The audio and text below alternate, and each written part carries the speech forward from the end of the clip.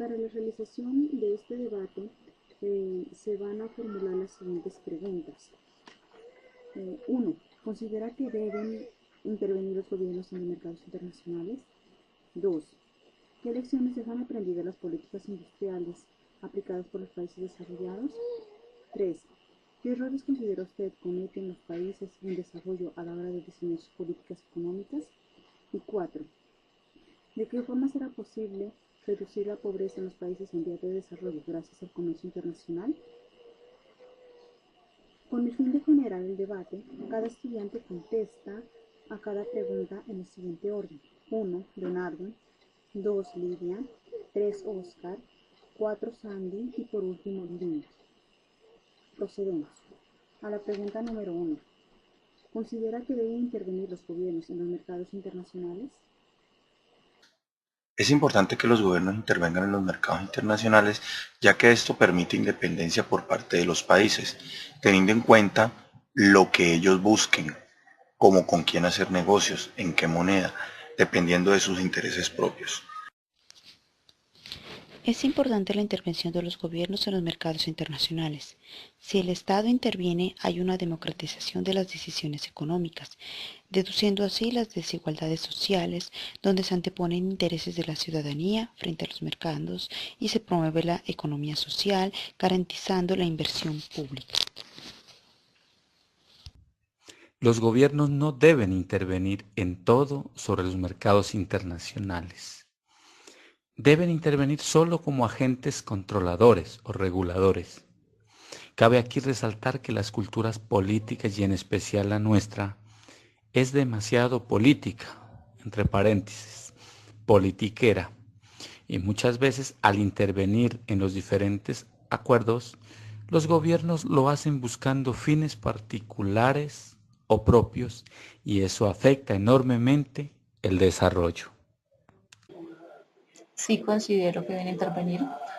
El Estado interviene en la economía básicamente porque en muchos casos el mercado no es capaz por sí solo de sostener el óptimo funcionamiento económico y de resolver los problemas causados por el mismo mercado. Proporcionar un marco legal y social dentro del cual los participantes en el mercado compran y venden bienes y servicios producidos con los recursos escasos de la economía. Para mí, los gobiernos no deben intervenir en la economía internacional, porque partimos de que el gobierno lleva consigo la corrupción en cualquier estado del mundo. Entonces son los agentes encargados de debilitar la economía porque solamente se encargan de un bien individual más no el comunitario. Es por ello que en la mayoría de negociaciones en las que interviene el gobierno se ven caídas y se agotan rápido y se dan en quiebra porque el gobierno simplemente no piensa como un gobierno. Continuamos con la segunda pregunta que dice, ¿qué lecciones dejan aprendidas las políticas industrializadas aplicadas a los países desarrollados? Las lecciones aprendidas se pueden entender de la siguiente manera. Se debe tener muy en cuenta los costos ambientales al momento de manufacturar materias primas, debido al impacto negativo sobre el futuro ambiental del territorio, de tal manera que los países industrializados procuran enviar el grueso de esta producción a países donde el costo ambiental y la mano de obra es mucho más económica. Una de las lecciones que deja la utilización de las políticas industrializadas aplicadas a los países desarrollados es la primera, donde se utiliza la industria como un criterio de modernidad, por ejemplo la tecnología, y la segunda, como lo nombra el compañero Leonardo, lo que es los costos ambientales, en especial con la utilización de materias primas. Tal vez esto ha generado las grandes guerras, ya que primero se piensa en industria y después en acuerdos para exportar. Lo que le sucedió a Estados Unidos con México respecto al azúcar. En uno de los tratados de libre comercio, México, según el acuerdo pactado, debía proveer de azúcar a los Estados Unidos. Pero cuando Estados Unidos empezó a producir, ya no quería recibir y comenzaron a violar los acuerdos. La política industrial, primero que todo, busca la promoción del crecimiento y la eficacia del sistema industrial, creando condiciones favorables a la expansión, estimulando la adaptación y la movilidad de la mano de obra. Y por encima de todo, fomentando la reconversión tecnológica y la innovación en busca del incremento de la productividad y de la competencia. A mi modo de pensar, en primera medida creo que son beneficiosas, pues este tipo de políticas contribuyen a una realización de objetivos estatales como la estabilidad financiera y un crecimiento económico en pleno. La pregunta número 3 dice, ¿qué errores considera usted cometen los países en desarrollo a la hora de diseñar sus políticas económicas? Los instrumentos de política pública a nivel económico e institucionales deben garantizar autonomía, generar independencia al momento de negociar en los mercados internacionales que garanticen una mayor movilidad en el momento de realizar una negociación y no estar en una posición poco ventajosa. Esto permitirá un acceso a mercados más fuerte con sostenibilidad ambiental. La falta de capacidad productiva adecuada, evitar el manejo de información y comunicados de manera dispersa por parte de los actores políticos. La falta de Considero que uno de los errores que cometen los países en desarrollo a la hora de diseñar las políticas económicas son o puede ser la incapacidad productiva, es decir, la falta de talento humano que poseen las empresas para satisfacer las necesidades productivas en los países en el exterior. Y es que a la hora de diseñar sus políticas económicas no se ha hecho acuerdos con los demás países y se comienza a crear unas expectativas que desbordan la realidad. En este caso, primero que todo hay que plantear algo macro en el caso de Colombia, ya que se tiene el acuerdo llamado TLC, se debería diseñar y ejecutar rápidamente las políticas económicas que permitan una mayor exportación. Para alcanzar este objetivo, el Estado se vale de una serie de instituciones directas e indirectas. Entre las directas encontramos el Estado, las comunidades autónomas y entre las indirectas encontramos la banca, multinacionales, entre otras.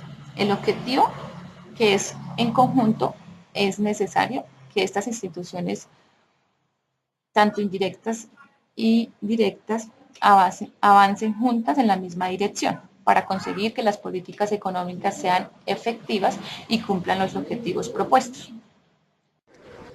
Retomando un poco las ideas de Sunkel, el principal error que han cometido todas las economías emergentes o en vía de desarrollo están relacionadas con lo llamado síndrome del subdesarrollo.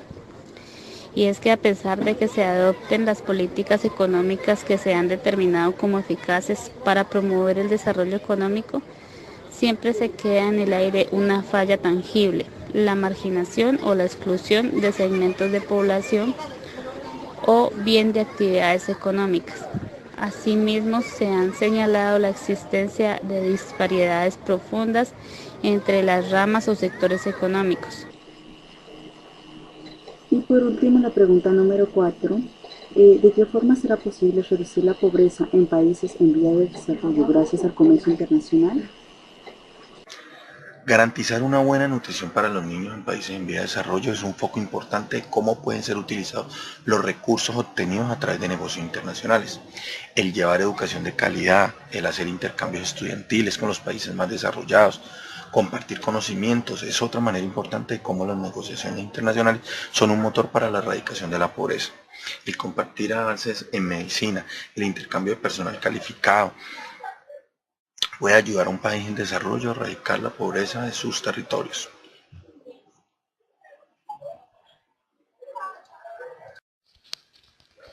Podría nombrar muchas maneras de reducir la pobreza en los países en vías de desarrollo. Una de las muchas maneras son mayor inversión por parte del gobierno en la educación, en especial en la formación superior, pues como nos hemos dado cuenta en las noticias, la falta de interés por parte del gobierno actual en estos temas, por lo cual los compañeros de las universidades públicas se han visto obligados a manifestarse y mostrar mediante marchas su inconformidad. Pienso de manera personal que en este caso aplica la ley de la distribución. No es equitativo darle a todos por igual, es equitativo darle a cada quien lo que necesite. Ello llevaría a una igualdad y la pobreza comienza a reducirse cuando cada quien utilice de forma adecuada lo que tiene. Un ejemplo, la educación pertinente. El crecimiento económico debe ir de la mano con la reducción de la pobreza, pero no es fácil. Sería importante pensar en algunas políticas como privilegiando el desarrollo de los activos físicos y humanos de los pobres, promover el desarrollo y la funcionalidad de los mercados, incluyendo el crédito, las tierras y el trabajo, remover los sesgos contra los pobres en el gasto público, los impuestos, el comercio y las regulaciones, promover el crecimiento de sectores claves como la agricultura y el desarrollo rural. Por ello que creo que la mejor medida de salir de la pobreza es empezar a implementar una política en donde valga más la agricultura y el sector rural, que es de donde finalmente sale la mayoría de la materia prima para el comercio internacional.